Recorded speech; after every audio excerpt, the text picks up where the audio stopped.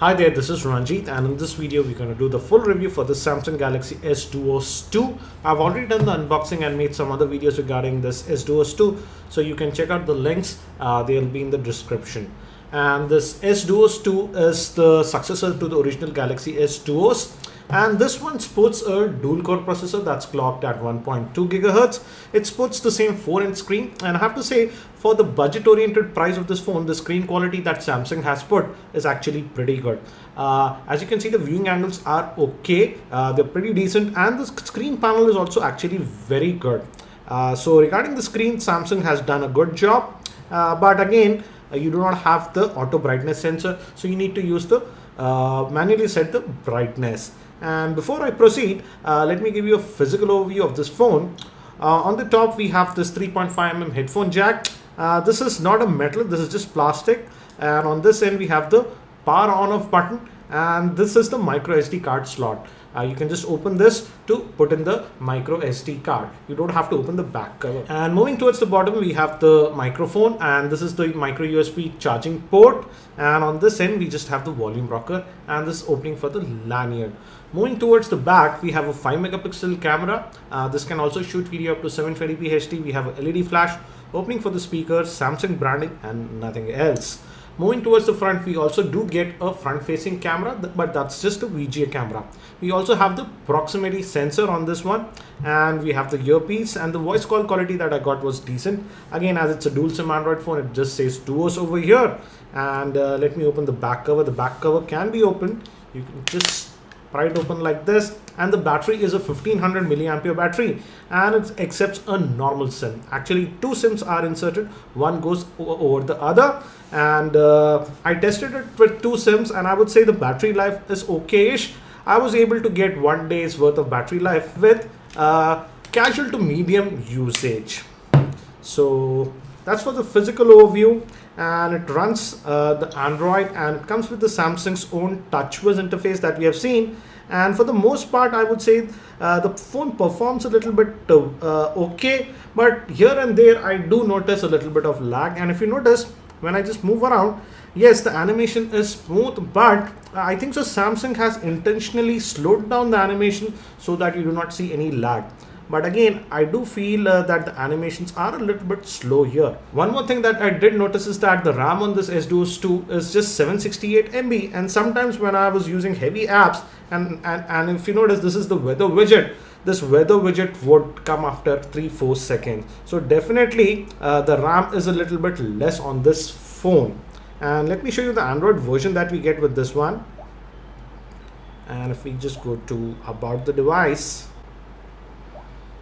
and as you can see, it runs the Android version 4.2.2, that is Jelly Bean out of the box. Regarding the storage, it has 4 GB of internal storage, but out of that you just get about 1.95 GB. But the thing is that, as I told you, you can add a micro SD card here. I added an 8 GB micro SD card, and I would say some of the apps can be moved to the micro SD card. Not all of the apps, do note that. Let me show you the same. Let's go to application manager. Here I was able to move some of the apps to the micro SD card. For example, let's say let's see this Riptide GP2 game. As you can see, this game is 57 MB, but I was able to move most of the game to the, that is 54 MB, to the SD card. And you do get an option here, move to SD card. For example, let's move one of the apps. Let's try to move this Temple Run 2. Again, do note that not every app can be moved, so you need to be careful with this. Only apps that say that move to SD card can be moved, and again, not the entire app can be moved, only part of it can be moved. For example, let's move this Temple Run 2 to the SD card, and now it's moving this to the SD card. So it's a half-baked solution like we get on the Samsung Galaxy S4. Not all apps can be directly installed on the micro SD card, but yes, some of the apps can be moved, and that's a good thing, because out of the box you just get about 1.95 GB of internal storage. So as you can see, that app has been moved to the SD card. So again, as you can see, I have quite a bit of apps installed, and still I have about 505 MB of internal storage free. So that was for the storage. So I would say nothing great, but yes, it's a good thing that Samsung is allowing some of the apps to be moved to the micro SD card. And regarding the GPU on this, it uses a Broadcom based GPU. I've already made a dedicated video regarding gaming, and I would say it can do casual and mid-range gamings without any issues, but high-end gamings can have some issues. For example, Asphalt 7 could run on this, but it had some graphic glitches. I would say that have a look at my gaming video that I made for this S-Duos 2 to get more info regarding gaming. Coming to multi-touch points, here I was a little bit disappointed. It could register just 2 multi-touch points. And another good thing is that regarding sensors, Samsung did not skimp a lot. The compass sensor works actually pretty decently on this S-Duos 2.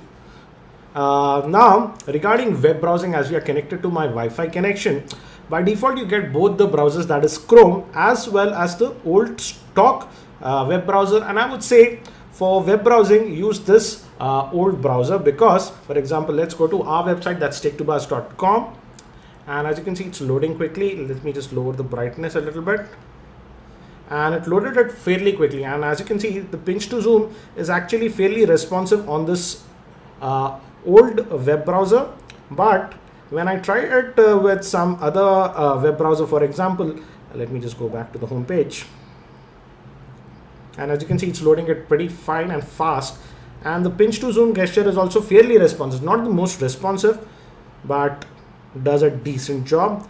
But when I tried the same with the Chrome web browser, it is really choppy. And again, as you can see, it's loading the Tech2Buzz website, and when I try the pinch to zoom gesture, it takes quite a while to respond. So I noticed that the old browser works very well, but not this Chrome. And for example, I also tried, for example, you saw that widget, it took some time to come. That's due to limited amount of RAM. Firefox browser also does not perform as well as I expected. And occasionally I do notice a little bit of lag on this phone. Again, I attribute that to the low RAM, and I would say that frequently I had to press this home button and kill all the running apps. Then the phone becomes actually pretty responsive. But heavy multitasking, you will notice some lag on this device. Now coming to the pricing, again, this is an entry-level phone, and the pricing reflects that. As you can see, the pricing on the box is quoted as 11,230, but I've seen this phone in local stores for around 10,500 to 10,200 or so. That's around 175 US dollars. And for that, you're getting a very good screen quality. I would say the screen quality is actually very good on this one.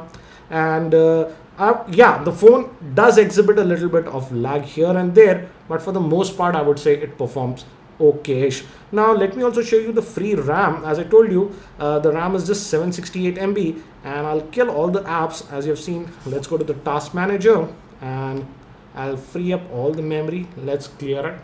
And now again, let's open up this Android system info. And as you can see, out of that 768 MB of RAM, you just get about 206 MB of RAM free when you close all the apps. It generally dips to around 100 MB or so when you are actually using the phone. So yes, with heavy multitasking, as I mentioned, you might notice a little bit of stuttering here and there, but it's not like the phone does not work. It works fine. Regarding the camera is a 5 megapixel shooter, and I'll actually make a dedicated video regarding this.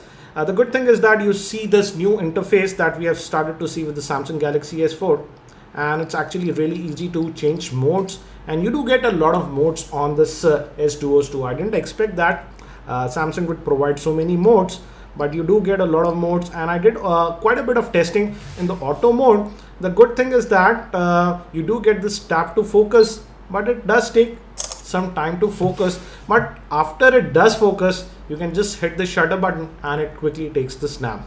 Let me look at the photograph that we took right now. And again, you saw that delay.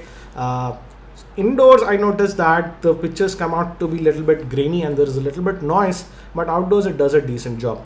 I'll be making a dedicated video regarding the camera performance of this phone in a few days, so you can check out that for more info. Regarding the front facing camera, I would say I tested it with Skype and it worked fine. It's just a VGA camera, but the Skype video call was decent enough. Regarding media playback, also I tried it with MX Player and I was able to play 720p videos also. Let's search for our own channel, that's Geeky Ranjit, G-E-E-K-Y. This is the keyboard that you get. This is a standard keyboard that we get with most of the Samsung phones, and that's the same with this one also. So let's search for my own videos and let's open up one of the videos and let's watch it. Hi there, this is the video, and again, if you notice, actually the screen quality is pretty decent for the price, and it could play YouTube videos without any issues. And as you can see, it works fine. So that's for the video playback. I also tested it with MX Player, as I mentioned, and I could play videos up to 720p HD. So let me kill all these apps that are running. It also has Google Now, and that also works fine. Another thing I noticed is that the speakerphone quality is actually pretty decent, and it's actually pretty loud. Also, I did notice some applications here and there crashing, not every time. For example, let's try this. Earlier the Google Now was working perfectly fine, but let me try again. What's the height of Mount Everest? As you can see, I'm getting an error. It might work fine again after I reboot. I'll just update that in the show notes. So this is the Samsung Galaxy S Duos 2.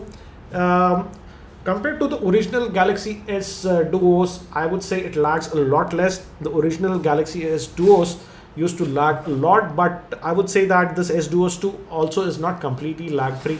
I did notice a little bit of stuttering here and there, and particularly while heavily multitasking, you see a little bit of lag, so you need to kill applications for smooth operations of this phone. So how do I rate this S Duos 2? For the price, it's just launched and it's priced around 10,500 or so, but quickly, as we know, it should fall down to around below 10,000, and for that price, and if you are at a very tight budget, you're getting a good screen and a good camera, decent in daylight. So it's decent in that, but yes, it has some flaws as I mentioned earlier. But I would strongly say that if you can extend your budget to around 12,000 or so, have a look at the Sony Xperia M or the Samsung Galaxy Core, which are actually much better device compared to this Galaxy S Duos 2. I hope that you found this video review helpful. If you found it helpful, I'll appreciate if you can click the like button. Thank you. This is Ranjit, and I hope to see you in my next video.